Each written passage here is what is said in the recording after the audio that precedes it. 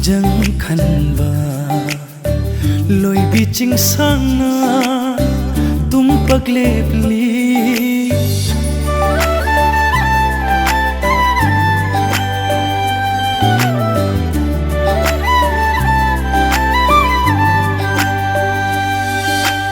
Angouba leichil na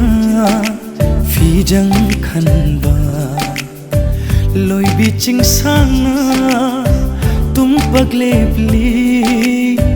ai khoi ani gi itawu ye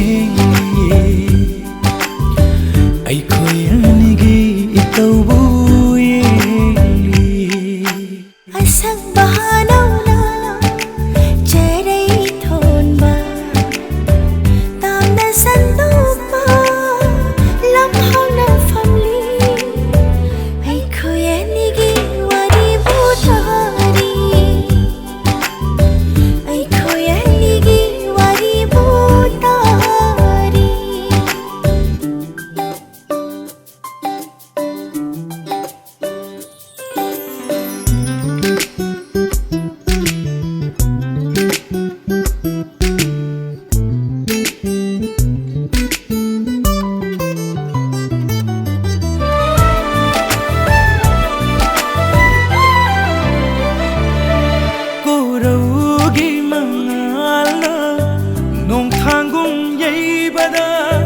Nungsibi mai thongna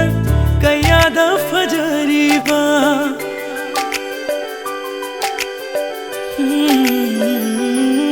Koraugi mangalna